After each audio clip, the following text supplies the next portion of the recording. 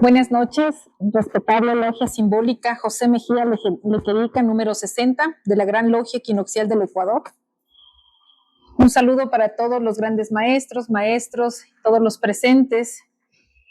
Esta es mi primera vez en un evento como este y me siento muy contenta de estar aquí, de mirar a tanta gente a casa llena, que creo que eso es importante. Gente que busca saber la verdad, contrastar la verdad, que es lo que a nosotros nos ha motivado durante muchos años estar y seguir en esta pelea, a pesar de las consecuencias.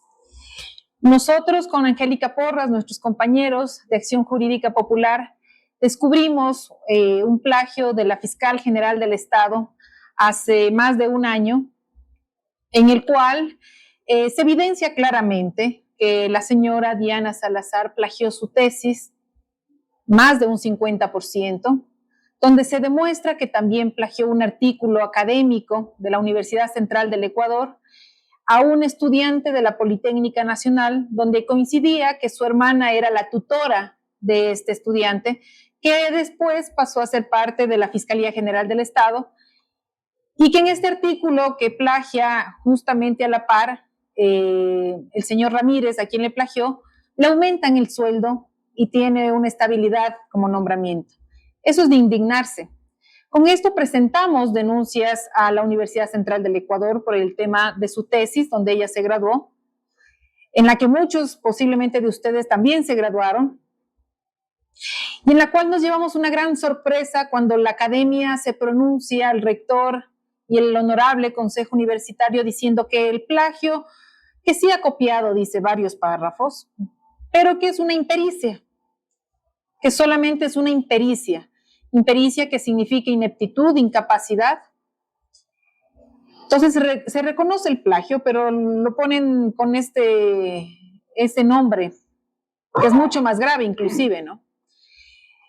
Nos tocó hacer una pelea judicial para obtener los audios de la sesión del Consejo Universitario, al ser una universidad pública, en la que muchos se han estudiado, y vimos muchas conversaciones de esta sesión en la que ratifican de que sí hubo plagio, pero lo más lamentable es que estos grandes académicos con PhD, con maestrías, preparados, decían que hay que tratar de taparle a la señora Diana Salazar porque era fiscal general, porque era una autoridad, y que había que protegerla, entonces hay que eliminarle ciertos párrafos para que no sean tantos la copia.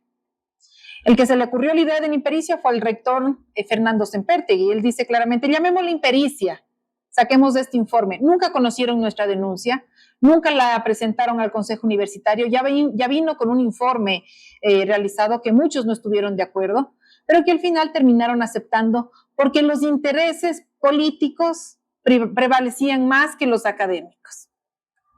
Y dos ciudadanas comunes y corrientes de a pie, no importaba esta denuncia que habíamos hecho, porque era la fiscal general del Estado. Se crea un libro, ¿por qué motivo? Porque creemos que a través de estos libros es importante dejar sentada la verdad y con pruebas y argumentos, que lo hemos hecho.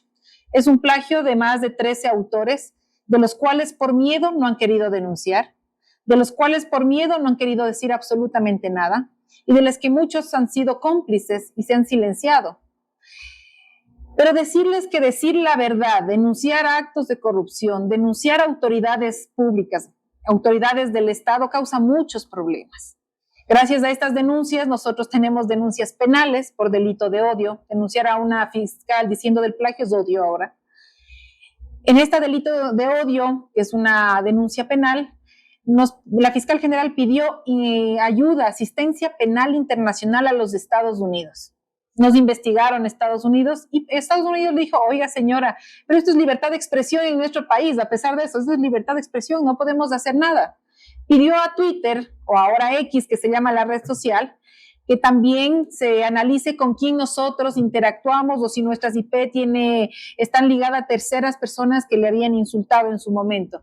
También les dijo lo mismo, no podemos hacer eso, es libertad de expresión.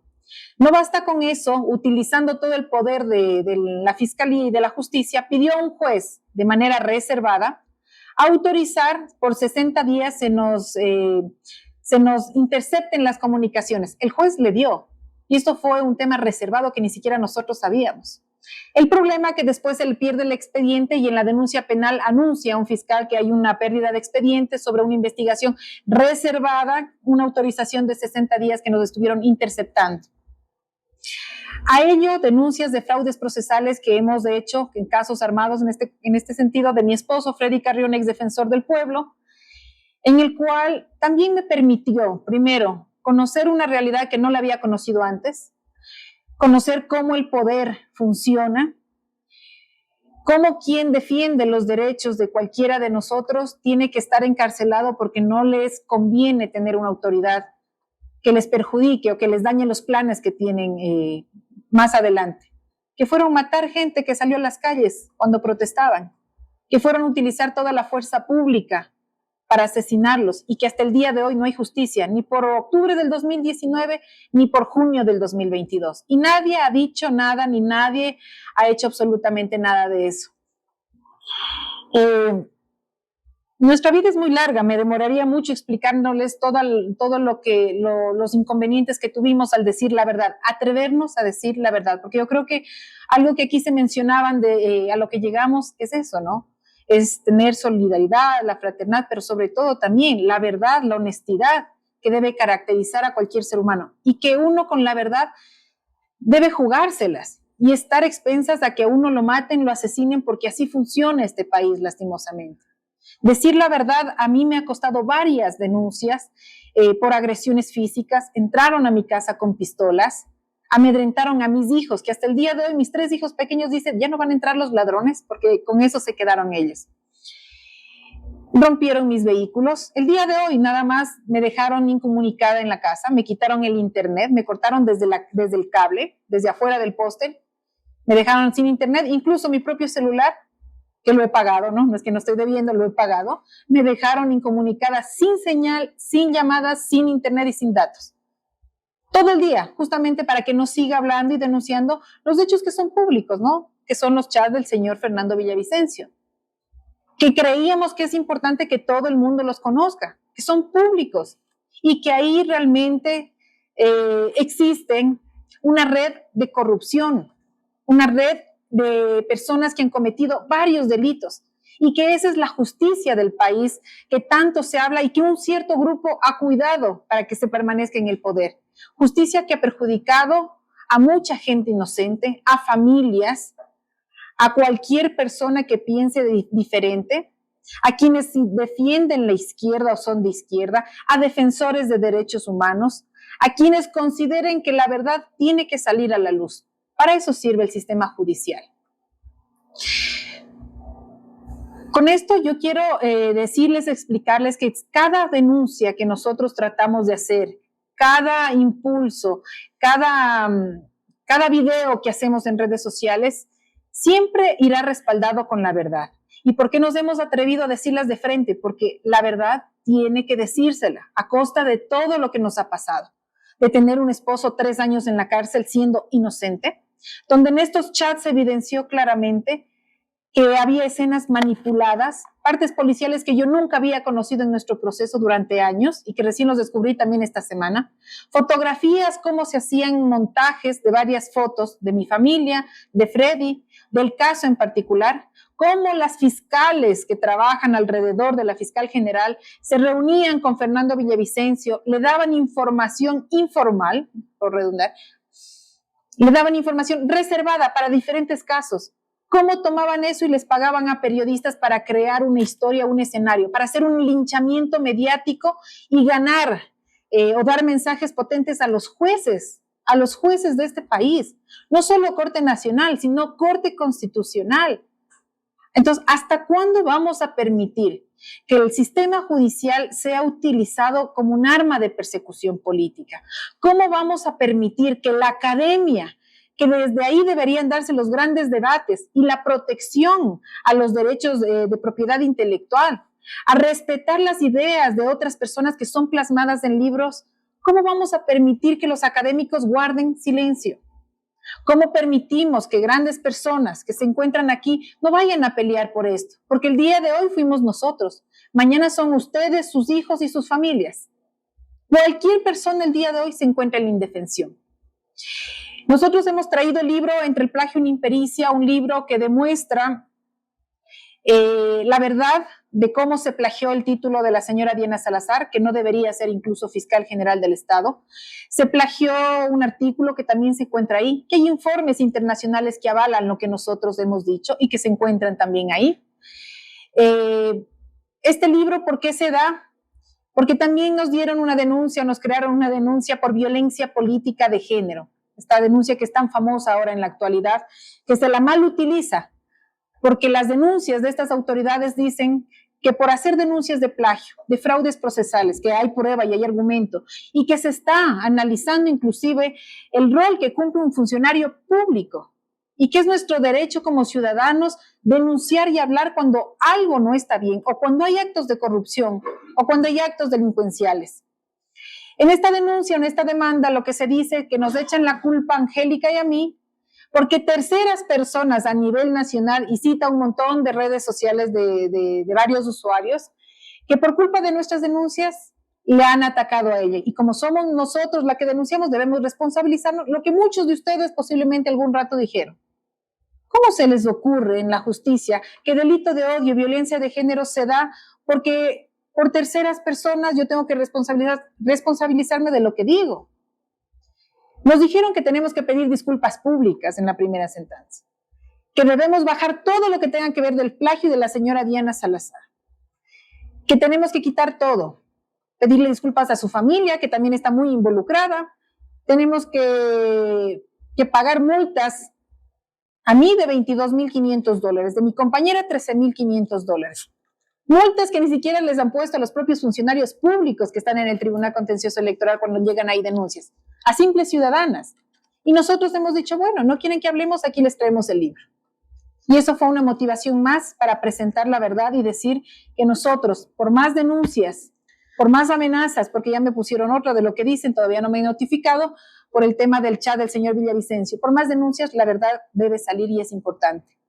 Y eso es lo que nosotros hemos venido aquí, a decirles que hemos peleado, hemos luchado, los principios y los valores se construyen en el camino, que ha sido muy difícil, que me ha permitido crecer profesionalmente, humanamente, en la familia, nos ha permitido saber cuál es la realidad del momento, cuál es lo que se vive actualmente, conocer que el Estado, el poder, cuando quiere hacer daño, utiliza toda la institucionalidad, toda la fuerza.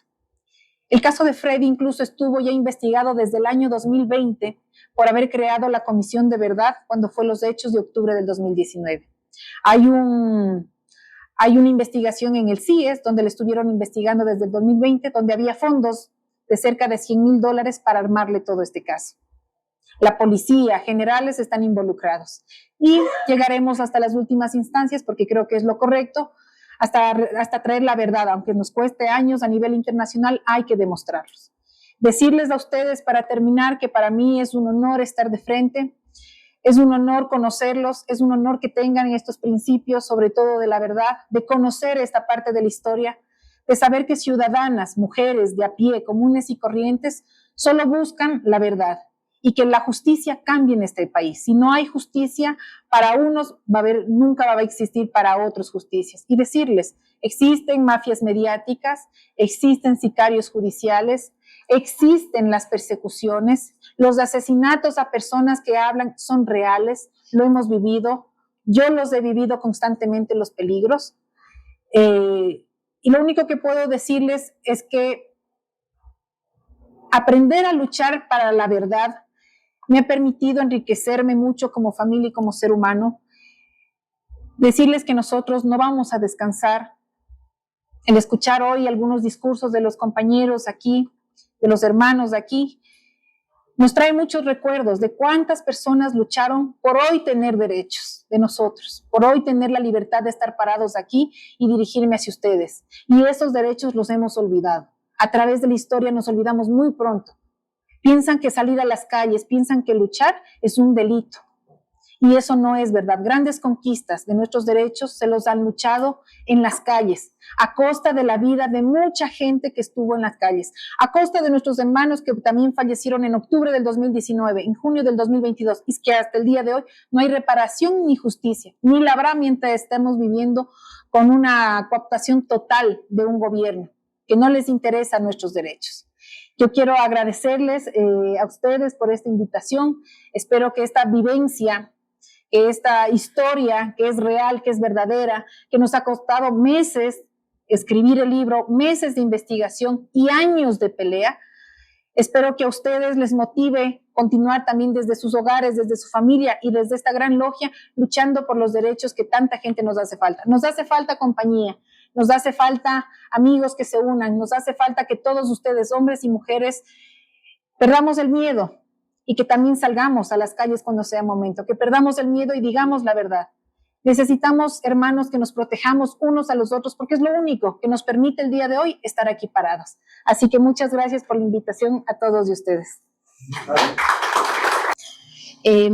Muy buenas noches. Quisiera en primer lugar extender un saludo a la respetable Logia Simbólica José Mejía Lequerica, número 60 de la Gran Logia Equinoccial del Ecuador, a los respetables grandes maestros y a todas las personas que ahora nos acompañan. También debo decir que esta es la primera vez que estoy en un espacio de esta naturaleza y me siento muy honrada y agradecida porque es necesario que haya justamente un espacio como este para discutir y conversar.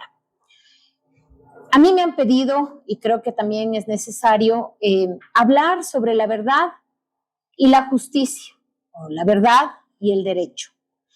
Lo que nos ha contado Priscila justamente es lo que nos ha tocado vivir, es nuestra vivencia, y creo que ella lo ha hecho con toda solvencia y ha topado muchos de los puntos que me parece a mí eran necesarios. Por eso creo que es importante hacer otra mirada sobre este tema de la relación del derecho con la verdad, de la verdad con la justicia. Y yo quisiera empezar señalando que estas dos nociones, tanto la verdad, como todos y todas aquí conocemos, es una noción filosófica, y el derecho, que es otra noción que todavía se discute si es ciencia, si es técnica, tienen un problema, y el problema es la polisemia, es decir, la dificultad que tenemos para identificar a qué nos estamos refiriendo cuando hablamos de verdad y cuando hablamos de derecho. Yo quisiera referirme en primer lugar a qué es esto del derecho. Entonces, diríamos que en términos de la filosofía del derecho, el derecho tiene tres acercamientos fundamentales. El derecho puede ser un hecho, puede ser una norma o puede ser un valor. Y lo más difícil de este tema llamado derecho es que en la práctica conviven los tres. En la práctica, cuando vamos hacia un proceso judicial, como aquellos que a Priscila le ha tocado enfrentar y que todos y todas los que somos abogados y abogadas enfrentamos todos los días, un juez resuelve un caso considerando hechos, considerando valores y considerando normas. Pero resulta que a veces esos hechos contradicen los valores. Esas normas contradicen los valores. O resulta que de todas formas hay que juntarlos para llegar a una decisión. Ahí empiezan las tensiones del derecho. De derecho solamente. Pero a eso agreguémosle un elemento más, el elemento de la verdad. Y claro, nosotros podríamos hacer el recorrido filosófico, obviamente desde los griegos, inclusive antes, por supuesto, de qué es esto de la verdad, pero en este momento, por el tiempo y por la profundidad que merece esa discusión, creo que no es adecuado. Sin embargo, me parece que es importante considerar el tema de la verdad relacionada con el proceso judicial. Y ahí quisiera señalar que hay una tendencia dentro del derecho. ¿Cuál es esta tendencia? Se quiere decir que una es la verdad material y otra es la verdad que consta en el proceso, ¿no? Y muchos de nosotros y nosotras fuimos formadas así, pretendiendo justificar que es posible en el derecho o en la justicia, Se puede discutir largamente si derecho es igual a justicia. No, la justicia es un valor dentro del derecho. Pero largamente nos enseñaron a nosotros y a nosotras y hemos justificado que a veces no importa la verdad material, sino la verdad formal. Muchos de los filósofos del derecho, y yo coincido con esa postura, sostienen que esa diferencia es un mito. Es un mito que justifica precisamente la irracionalidad que en ciertas ocasiones tiene la decisión judicial, la irracionalidad que en muchas ocasiones tiene el juez, o la irracionalidad con que son presentados los hechos. Y lo que plantea este grupo de filósofos del derecho es que en realidad cuando hacemos esta diferenciación, que no es una diferenciación verdadera, sino ficticia, en realidad lo que se está haciendo es tratando de tapar un problema que es la incapacidad que como seres humanos tenemos de conocer la verdad como tal, precisamente por los métodos que nunca van a ser completos, nunca van a ser suficientes para conocer la verdad. Entonces, ¿ante qué situación nos sitúa este problema de la verdad y el derecho? La situación ante la que nos sitúa es que el juez, cuando decide un caso, parte sobre todo de la veracidad, podríamos decirlo, podríamos discutir esto también, pero lo dejo para los comentarios, de lo verdadero que es un enunciado referente a los hechos, es decir, la prueba, porque la prueba es el elemento con el que yo decido como juez si un hecho ha sido probado y por tanto es suficiente para llegar a una conclusión o llegar a una decisión. Que en el caso del derecho penal, esa decisión es terrible. Esa decisión puede significar la cárcel o puede significar la libertad. Ahora bien, y ya para concluir, quisiera decir que el derecho se ha visto influenciado por esta división falsa, se ha visto fuertemente influenciado por una idea que viene de las tendencias postmodernas que incluyen enfoques relativistas sobre la verdad y que suponen que cualquier construcción del mundo es verdadera. Afortunadamente, hay dentro de la propia filosofía del derecho una contestación a esa postura, que más bien vuelve a considerar la necesidad de correspondencia entre un enunciado jurídico, que puede ser un enunciado sobre los hechos, que son la prueba, y la realidad.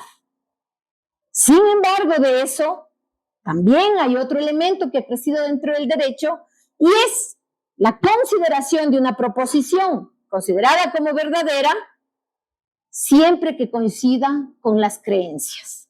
En este segundo momento, ya estamos posiblemente entrando a lo que se conoce como posverdad.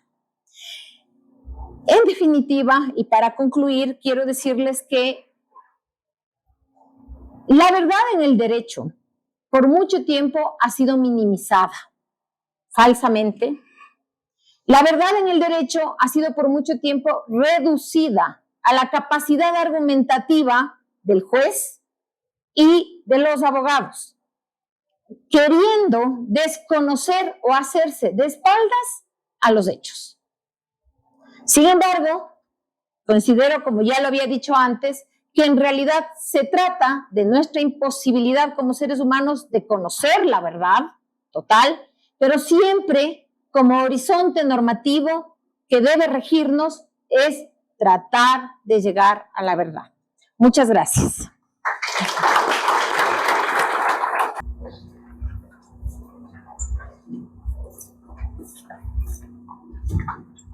Querida Priscila, querida Angélica, nosotros usamos mucho los símbolos.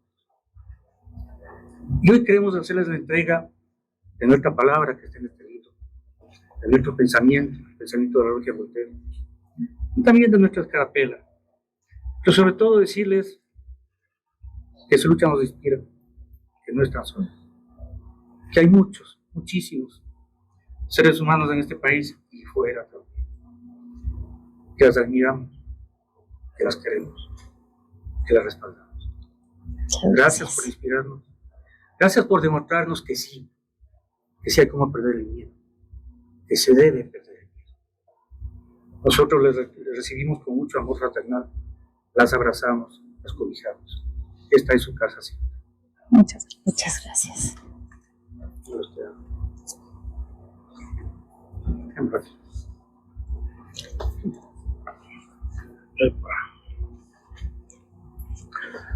Te pongo por esa brillante charla de filosofía del derecho que me ha dejado.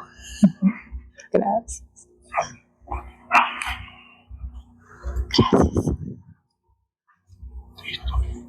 Muchas gracias. Nuestra palabra. Muchísimas gracias. Es un honor. Te agradezco mucho. Gracias por esto. Muchas gracias de verdad. Y por ese apoyo y por permitirnos estar aquí.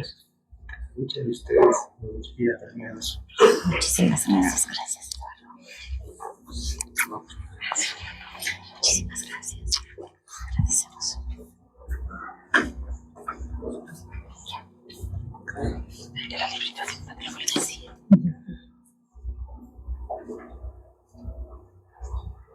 Un asiento, por favor.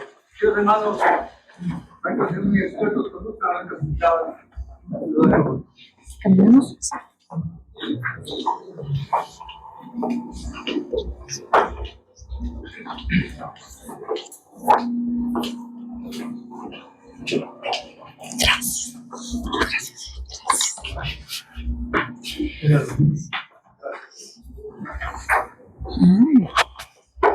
Queridos hermanos, primero y segundo vigilantes, si no hacen proceder la palabra a quienes están en sus columnas, como yo, con los hermanos que están aquí en Oriente, a fin de comentar los trabajos que han sido hechos. Querido hermano segundo vigilante, distinguidas visitas, queridos hermanos.